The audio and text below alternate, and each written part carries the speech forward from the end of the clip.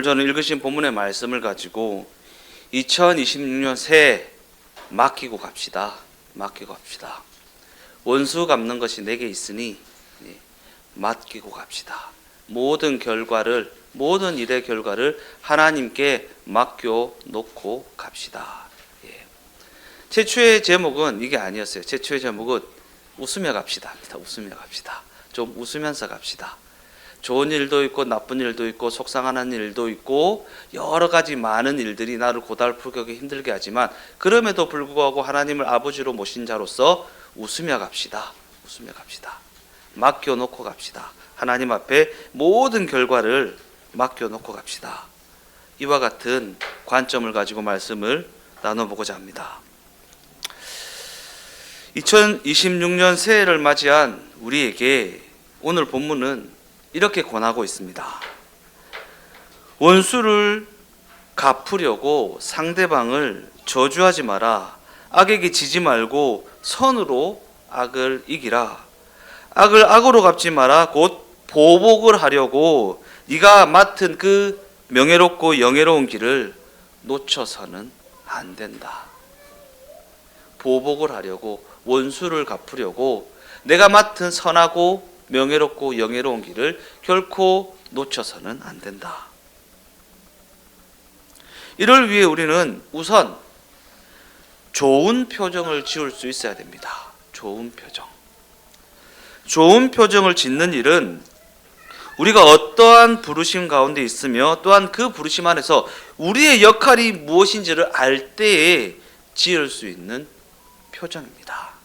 우리가 과연 어떠한 부르심 가운데 있는가? 그 부르심 안에서 우리의 역할은 무엇인가? 제일 먼저 해야 될 것은 좋은 표정을 짓는 것입니다. 왜냐하면 성경은 우리가 원수를 없애버리는 방식으로 승리에 이를 수 없는 그러한 부르심 가운데 있다라고 말하고 있기 때문입니다. 원수를 없애버리는 방식으로는 결코 승리에 이를 수 없는 그러한 부르심 가운데 있다라는. 세상은요, 우리나라 양극화가 너무 심하잖아요. 가진 자 못 가진 자, 좌파 우파. 저놈을 때려잡아야 내가 사는 그러한 세상 속에 있잖아요. 윤석열이를 처단하면 괜찮은 겁니까? 이재명이를 처단하면 괜찮은 겁니까? 아니요, 안 괜찮아요. 안 괜찮아요. 이 사람도 하나님의 피조물이고 저 사람도 하나님의 피조물이에요. 양쪽 하나를 없애버린다고 해서 우리가 승리 이룰 수 없습니다. 하나님이 슬퍼하십니다. 그죠?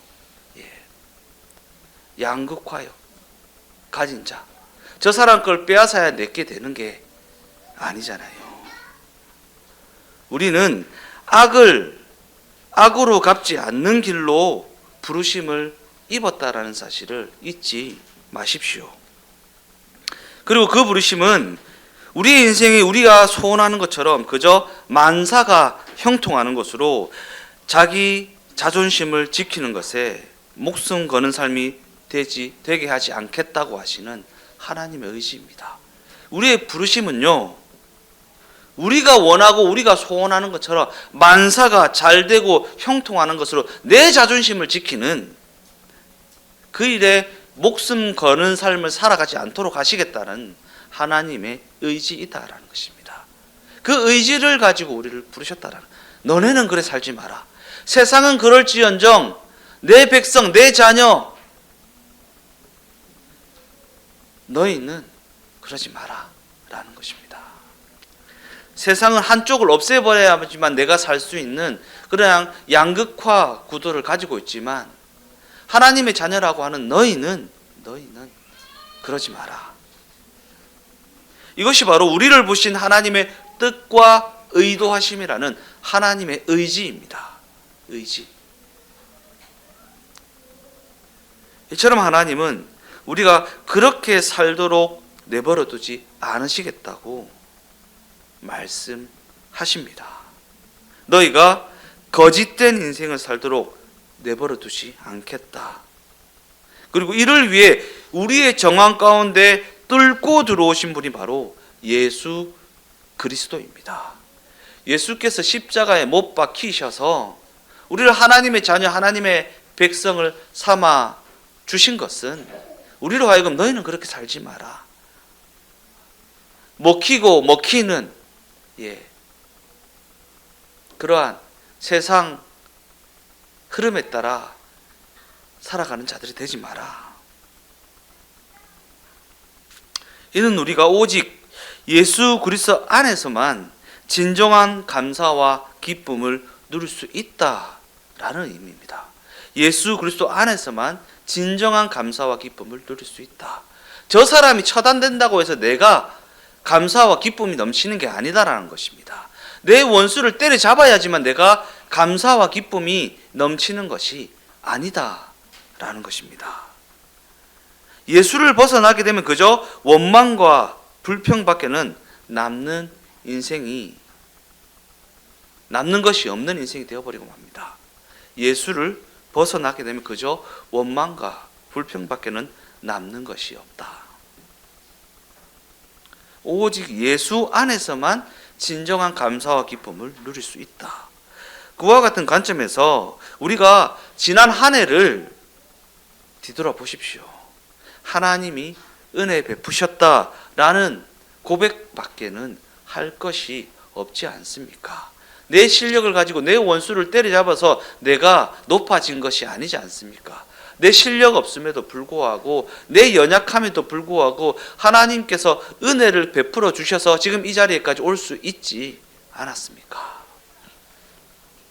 우리의 연약함과 무지, 그로 말미암은 우리의 모든 실수가 지금의 나를 만들었다는 것, 곧 하나님이 그 연약하고 부족하고 실력 없는 가운데서도 당신의 뜻을 구체적으로 이루셨다라는 것, 그 사실을 우리가 놀라지 않습니까?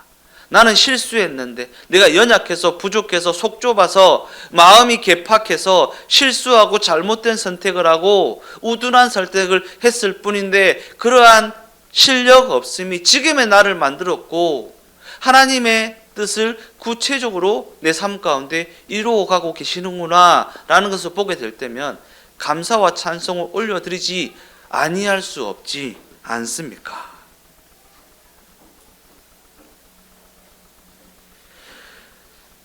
성경은 이것이 바로 우리 신자들이 웃을 수 있는 이유라고 말합니다. 그럼에도 불구하고 웃을 수 있는 이유, 내 실력 없음에도 내 부족함에도 내 연약함에도 불구하고 우리가 웃으면서 갈 수 있는 이유, 우리가 많이 가졌다고 해서 넉넉한 삶을 살 수 있는 것은 아니지 않습니까? 그죠? 많이 가졌다고 해서 넉넉한 삶을 살 수 있는 것은 아닙니다. 결국 악을 악으로 갚지 않는 문제는 내 필요를 과연 누가 채우느냐, 이 문제와 맞닿아 있습니다. 악을 악으로 갚지 않는 문제는요, 많이 가져서 그럴 수 있는 것이 아닙니다. 내 필요를, 내 소원을 누가 채우는가? 그와 같은 관점에서 십계명이 이야기하는 도둑질하지 말라라는 이 명령은 그저 윤리 도덕적 관점에 국한되는 문제가 아니라 이 필요는 남의 것을 훔쳐서 채울 필요가 없다라는 의미가 내포되어 있습니다. 이 필요는 상대방을 짓밟아서 얻을 필요가 없다. 상대방을 처단함으로 말미암아 네 필요를 채울 필요가 없는 존재이다. 우리 신자들에게 이렇게 이야기하고 있는 것입니다. 저 사람을 때려 죽여야지만 내가 올라가는 생존, 경쟁을 해야 하는 존재가 아니다라는 것입니다. 신자는요. 왜냐하면 성경은 우리의 필요는 오직 하나님만이 채울 수 있다라는 사실을 분명히 하고 있기 때문입니다. 오직 하나님만이 채우실 수 있다라는 것. 우리가 이와 같이 하나님만이 주실 수 있는 것을 하나님에게서 받지 못하면 우리는 거짓말하고 도둑질하고 살인하면서 살 수밖에 없습니다. 하나님만이 주실 수 있는 것을 하나님으로부터 받지 못하면 거짓말하게 되고요, 도둑질하게 되고요, 살인하게 됩니다. 그리고 그렇게 수단과 방법을 가리지 않는다고 해서 우리의 필요가 채워지는 것도 아니지 않습니까? 그래서 성경은 우리에게 악을 악으로 갚지 마라. 너는 그렇게 할 필요가 없는 존재이다. 너는 너의 길, 곧 선으로 악을 이기는 길을 묵묵히 걸어가라. 라고 이렇게 이야기하고 있는 것입니다. 너는 그렇게 할 필요가 없는 존재이다. 왜? 하나님이 살아 계시니까. 하나님이 네 주인이니까.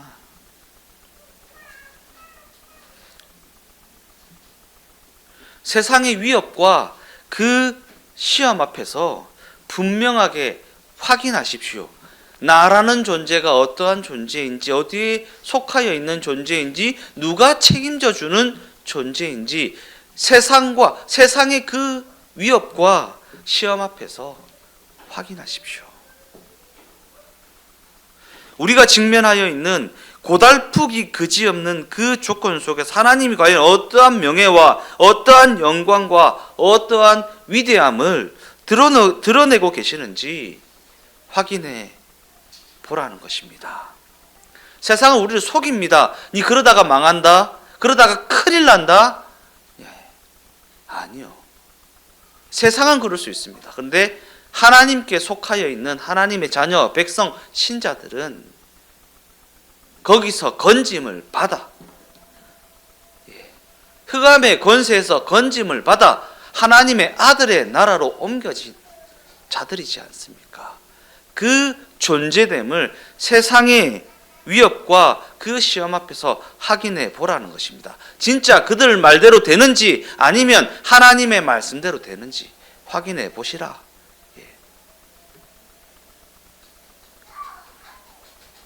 이와 같은 관점에서 성경이 우리에게 이야기하는 성령의 열매는 모두가 다 성품에 관한 것들입니다. 성품에 관한 것들. 사랑, 희락, 화평, 오래 참음, 자비와 양성, 충성, 온유, 절제. 그죠? 다 성품에 관련된 것이에요. 우리가 맺어야 할 열매가 성품에 관련된 것이다. 그러니까 웃으면서 갑시다. 근심, 걱정, 불안, 초조는 하나님께 맡겨놓고 웃으면서 갑시다. 이와 같은 성품들은요, 나쁜 조건에서 더욱 빛을 발하는 것 아니겠습니까? 고달프고 힘이 들고 어렵고 속상하고 화가 나는 그 나쁜 조건 속에서 더욱 빛을 발하는 게 우리가 맺어야 할 성령의 열매 아니겠습니까? 사랑할 수 있는 조건에서 사랑하는 게 무슨, 화평할 수 있는 조건에서 화평하는 게 무슨 의미가 있습니까? 나쁜 조건 속에서도, 어렵고 고달프고 힘든 조건 속에서도 웃으며 사랑하며 기뻐하며 감사하며 가는 것, 우리에게는 조건의 어떠함이 중요한 것이 아니다라는 것입니다. 나쁜 조건에서도 사랑하고 베풀고 충성하고 화평하고 오래 참고 자비와 양선을 베풀며 살아가는 것, 우리의 존재의 이유 아니겠습니까? 그래서 오늘 본문 15절은 우리에게 이렇게 이야기하고 있습니다. 즐거워하는 자들과 함께 즐거워하고 우는 자들과 함께 울라. 자신에게 속상한 일이 있다고 해서 웃고 있는 옆 사람에게 야, 지금 웃음이 나오냐? 라고 말하지 말라는 것입니다. 내한테 속상한 일이 있다고 해서 내 옆에 있는 배우자에게, 자녀에게 웃음이 나와? 이렇게 하지 말라는 것입니다. 그가 웃고 있는 것에는 분명 웃을 만한 이유가 있기 때문 아니겠습니까? 그러기에 상대방의 처지를 공감해주고 그의 지위와 형편을 용납해 주십시오. 용납해 주십시오. 왜 저 모양 저 꼴로 살지 하지 마시고 저 모양 저 꼴인 이유가 있지 않겠습니까? 그러면 그 지위와 형편을 인정해주고 용납해주고 그 처지를 공감해주는 게 우리의 역할이지, 우리가 답을 제시하는 게 우리의 역할이 아니에요. 답은 하나님께서 주실 것입니다. 이리 해라 저리 해라 이렇게 해라 저렇게 해라 양말을 신겨라 벗겨라 이런 거 우리 하지 말자고요. 이런 거 하지 말자고요. 우리가 모든 기준을 자기 자신에게 두어서 자신이 이 나라에 태어난 것도 싫고 직면하여 있는 이 상황도 싫고 그래서 누군가에게 원망을 쏟아놓고 그에게 분노하고 화내느라 자기의 주어진 삶을 살아내지 못하면 안 된다라는 이야기를 하고 있는 것입니다. 교회에서는 그런 얘기 많이 해요. 감사거리를 찾아보십시오. 하면 막 감사가 넘친다고 그러죠. 불만거리를 한번 찾아보십시오. 하루 종일도 얘기할 수 있습니다.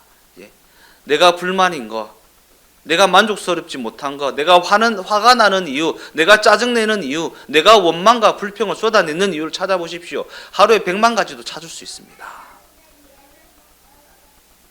그런데 그것 때문에 그 논리적인 이유 때문에 내가 살아야 할 나에게 주어진 삶을 살아내지 못하면 안 된다라는 이야기를 하고 있는 것입니다.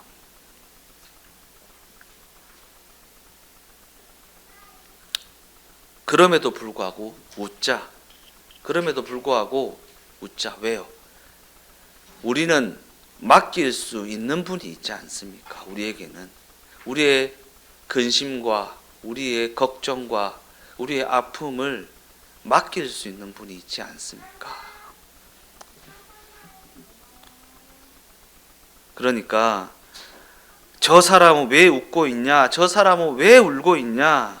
그렇게 따지고 들지 말고 그냥 함께 울고 함께 웃어주면 된다. 그 옆에 그냥 같이 있어주면 된다. 라는 것입니다. 저 사람 왜 저러고 살고 있는가? 그럴 만한 이유가 있지 않겠습니까? 도무지 이해되지 않는다라고 할지라도 그저 그와 함께하며 그에게 공감을 표해 주십시오. 힘들제.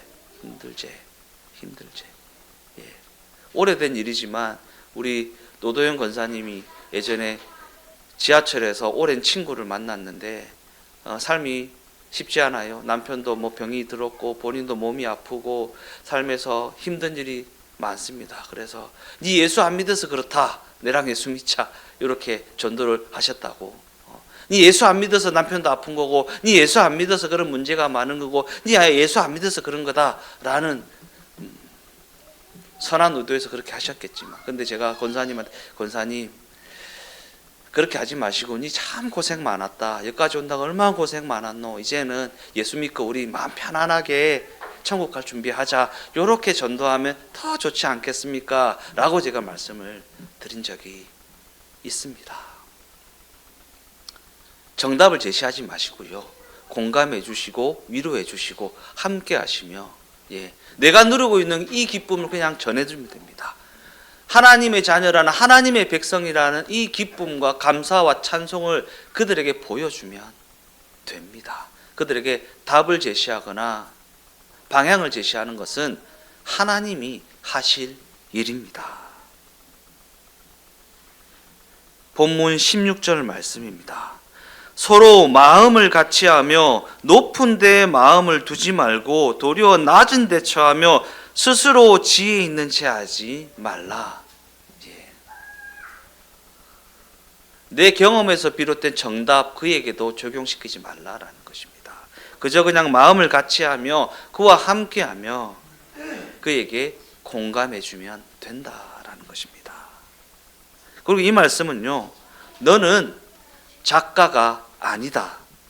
너는 배우에 불과하다. 그러니 너는 그저 네가 맡은 역할에 충실하면 된다라는 말씀입니다. 작가는요, 하나님이십니다. 작가는 하나님이세요. 각 배역마다 역할을 부여하고 그의 삶을 계획하고 인도하시는 분은 하나님이십니다. 그리고 그는 전능하시고 거룩하시며 자비와 긍휼이 풍성하시고 우리를 죽기까지 사랑하신 우리의 하나님 아버지이십니다. 그 전능하시고 거룩하시며 자비와 긍휼이 풍성하신, 죽기까지 우리를 사랑하신 그 작가께서 각자의 삶을 주장하시고 주관하시고 섭리하시며 인도하고 계십니다. 그러니까 그 길에 입되지 마십시오. 그죠? 함께하면, 힘들어하면 힘들제, 힘내라, 한 걸음만 더 가보자 위로하시고, 외로워하면 그저 그냥 함께 해주시고, 어려워하면 내가 할 수 있는 범위 내에서 선을 베푸시고, 이런 역할을 우리는 그저 묵묵히 감당하며 나아가면 된다라는 것입니다.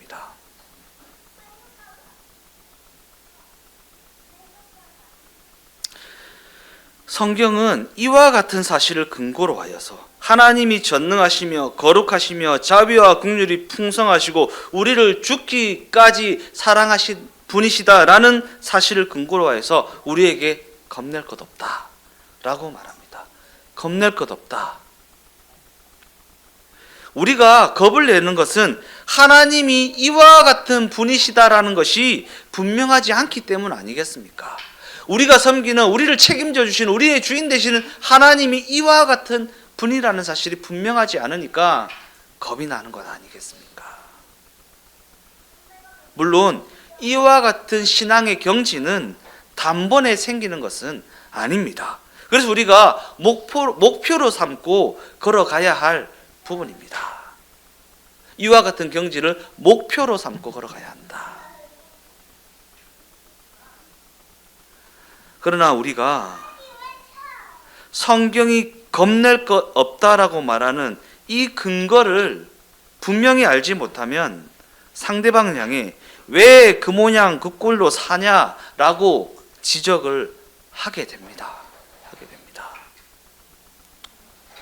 저희 어머니가 저한테, 지금은 안 그러십니다. 지금은 안 그러시는데 예전에 한창 막 치고받고 싸울 때, 엄마가 니한테 그런 소리도 못하나, 이런 말을 진짜 많이 했어요. 엄마가 아들한테 그런 소리도 못하나. 예전에 금종교회 같이 다닐 때요. 제가 마음에 안 들으셨나 봐요. 근데 지금은 안 그러세요. 하나님이 살아계시고 전능하시며 자비와 긍휼이 풍성하신 그 하나님이 내 아들의, 내 자녀의, 내 배우자의 하나님이라는 것을 알면요, 이러한 지적하지 않을 수 있습니다. 왜냐하면 그러한 지적질은 얼굴에 웃음기가 사라져버리게 만들기 때문입니다. 웃음기가 그래서 내가 오늘은 진짜 할 말은 좀 해야 되겠다. 아니요. 그 관계 가운데 웃음기가 사라지는 것을 두려워하십시오.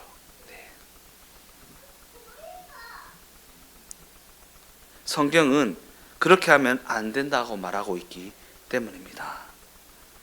더 나아가 성경이 지금 우리에게 어떠한 전제 위에서 이러한 권면을 하고 있는지 그 깊이를 알지 못하면 우리의 신앙은 주어진 현실에서 아무런 힘을 쓰지 못합니다. 내가 화내고 분노하고 원망하고 지적질하고 있는 그 상황을 한번 떠올려 보십시오. 그 속에 예수님이 거할 곳이 없습니다.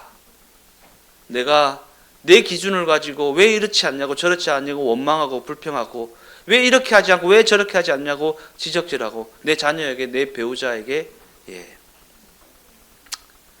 그럴 때 보면 그 속에, 그 자리에 예수님이 함께하지 못하십니다. 내 기준이 너무 분명하기 때문에. 내 기준을 가지고 그렇게 하는 거잖아요. 제가 한번 말씀드린 적 있잖아요. 제가 청년부 담당 목사할 때, 중고등부 담당 목사할 때 하나님의 이름의 미명하에 걔네들한테 지적하고 정죄하고 똑바로 못 산다고 막 날카로운 설교하고 막 쏟아놨던 거 지금 개척하고 나서 얼마나 회개를 많이 했는지, 그리고 걔네들 중에 한 명이 몇 명이 찾아와서 뭐 또 친한 목사라고 찾아와서 밥 한 끼 먹을 때 제가 사과했다고, 미안하다고. 너네들을 향한 마음은 진심이었지만 그렇게 했던 거 정말 미안하다고. 그와 같은 관점을 가지고 로마서 12장 17절에서 19절까지의 말씀을 읽어보겠습니다. 아무에게도 악을 악으로 갚지 말고 모든 사람 앞에서 선한 일을 도모하라. 할 수 있거든 너희로서는 모든 사람과 더불어 화목하라. 내 사랑하는 자들아, 너희가 친히 원수를 갚지 말고 하나님의 진노하심에 맡기라. 기록되었으되 원수 갚는 것이 내게 있으니 내가 갚으리라고 주께서 말씀하시니라. 이는 모든 일의 결과가 하나님의 손에 달려있게 하라라는 말씀입니다. 모든 일의 결과가 하나님의 손에 달려있게 하라. 내 지적질에 달려있는 것이 아니라, 내 실력에 달려있는 것이 아니라, 내 해안에 달려있는 것이 아니라 하나님의 손에 달려있게 하라. 그리고 우리가 모든 일의 결과를 하나님의 손에 달려있게 하면 우리는 다음과 같이 할 수 있습니다. 본문 20절에서 21절까지의 말씀입니다. 네 원수가 줄이거든 먹이고 목마르거든 마시게 하라. 그리함으로 네가 숯불을 그 머리에 쌓아 놓으리라. 악에게 지지 말고 손으로 악을 이기라. 모든 일의 결과가 하나님의 손에 달려있게 하면 우리는 이와 같은 삶을 살아갈 수 있다라는 것입니다. 그러니까 2026년 새해 맡기고 갑시다. 누구의 손에요? 하나님의 손에. 하나님의 손에 맡겨놓고 갑시다. 맡겨놓고 갑시다. 결론적으로 말씀을 마무리하겠습니다. 우리는 모든 결과를 하나님께 맡기고 가는 자들이기에 악과 싸우느라 얼굴에 웃음을 잃어버려서는 안 됩니다. 악, 원수. 우리 집사람이 저한테 왼수라 그러더라고요. 원수 아니고 왼수. 왼수랑 싸우느라 얼굴에 웃음을 잃어버려서는 안 됩니다. 안 됩니다. 예. 원수도 그렇고 왼수도 그렇고 왼수랑 싸우느라 얼굴에 웃음을 잃어버려서는 안 됩니다. 모든 결과를 하나님께 맡긴 자들은 어떠한 상황에서도 주어진 자리를 지키며 또한 어떠한 상황에서도 웃으며 넘길 수 있는 넉넉함이 있는 자들이기 때문입니다. 예.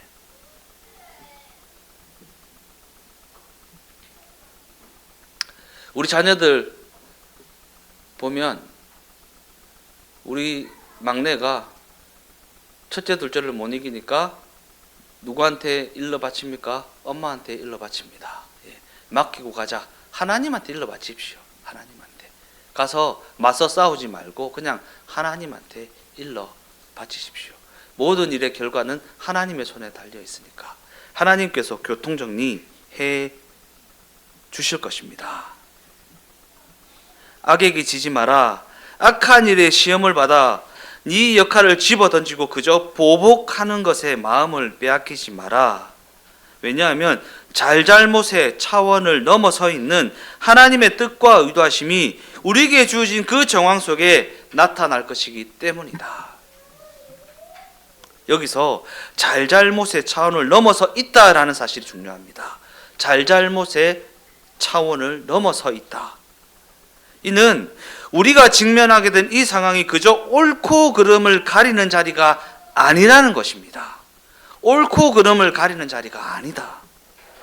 왜냐하면 이 정황은 하나님께서 우리의 인생을 괴롭히기 위해 허락하신 자리가 아니라 우리가 누구를 믿고 있으며 그에게 무엇을 맡기고 살아가는 존재인지를 드러내기 위해 허락하신 자리이기 때문입니다. 우리가 억울한 상황에 놓였을 때 우리는 당장 그 억울함을 바로잡고 그 억울함에서 벗어나고 싶어 하지 않습니까? 못 견디는 거 아닙니까? 억울한 상황? 예. 그러나 하나님은 그 상황에서 우리가 그저 이기는 사람이 되는가를 보시는 것이 아니라 그 결과를 당신께 맡길 수 있는가를 보십니다. 하나님이요.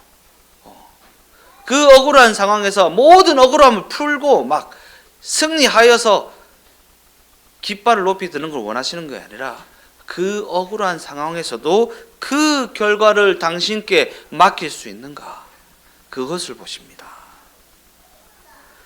그리고 그를 통해 우리의 옳고 그름을 넘어서는 하나님의 뜻과 의도하심이 그 상황 가운데 나타나게 된다라는 것입니다.